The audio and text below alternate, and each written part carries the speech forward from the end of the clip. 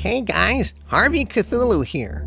Won't you please help Doomcock out and subscribe to his channel? We want you to join our crusade. Please hit subscribe and push the notification bell and help us fight for pop culture. Thank you. And now, on with the show. You know, there's a lot of bad news in the world right now. Madness reigns in the political sphere. The heat wave this summer is absolutely horrible. And Sony Pictures has decided to take their Spider-Man and go home. At least a lot of people are looking at this as bad news.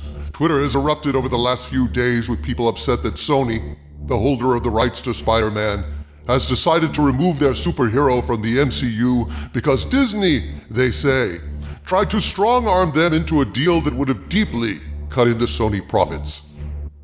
So people have asked me, how do you feel about this development? Aren't you upset? I have yet to reply because this is a complex question that cannot be thoughtfully addressed in a few words. But I'm going to reply now, and I'm going to ask you to please bear with me a moment and watch this video to the very end, because there are a few points I have to make before I get to my final answer. Yes, Spider-Man is a key component of the MCU, and ideally should be included in those movies. Ideally. But this is not an ideal situation. Not anymore. Because, you see, Phase 4 of the MCU is the MCU. All current evidence seems to point to the fact that moving forward, Captain Marvel is the new face of the MCU.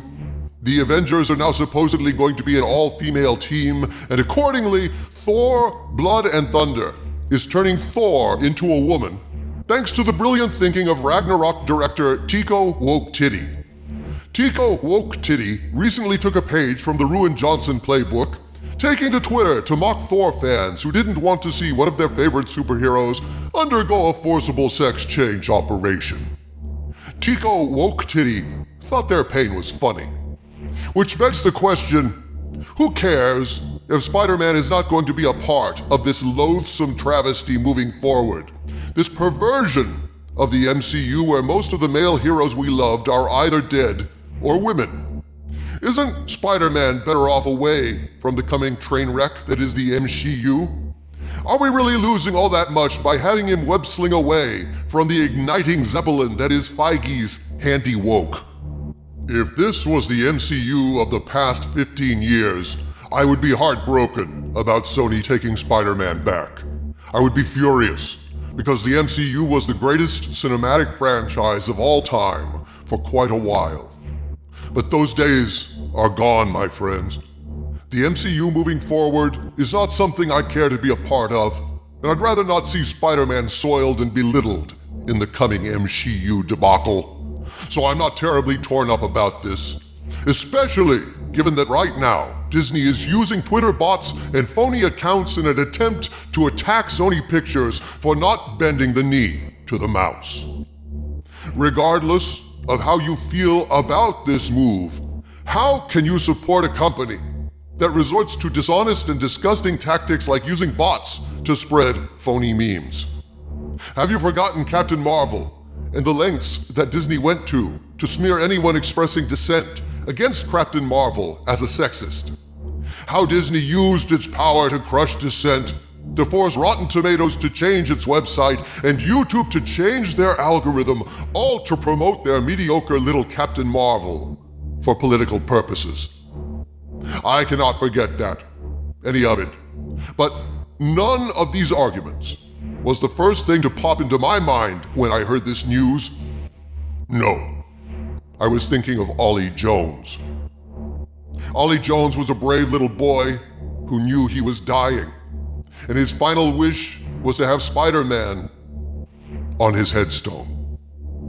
Disney refused that request, would not allow his father to put that goddamn Spider-Man on a dead little boy's headstone because it was against company policy.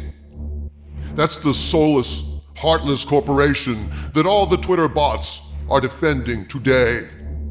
This is what you're advocating if you call for a return of Spider-Man to the MCU to help out a company that only cares about children while they're alive and can buy shit.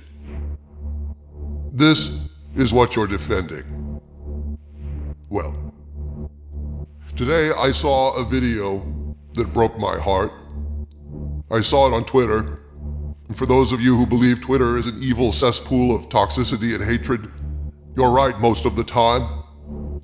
But sometimes you find something like this. A doctor asks the cancer patient what his dream is. The boy says he wants to meet Batman. And the next day the doctor dresses in the superhero's costume and fulfills the child's dream. In this video, the doctor dressed up like Batman and made this brave little boy's dream come true. And when I wiped the tears from my eyes, I thought of Ollie Jones, realized as I watched this video again, it's a good thing the doctor dressed up as a DC character, because Disney doesn't tolerate this kind of compassion for dying kids. And my final verdict on Sony taking Spider-Man away from the MCU, maybe now that Sony has Spider-Man back, Ollie Jones can finally get his head stoned. Tweet at Sony. Write to Sony. If you have any contacts for Sony that will get through to them, send me the link so I can publicize it. Ask Sony to finally allow Spider-Man to be put on Ollie's tombstone. Let's see if we can counter all the propaganda and the bots and noise, punch through it, and maybe, just maybe, make a little boy's dreams come true. From the center of the earth, this is Dictor Van Doomcock bidding you all, my friends, stay angry.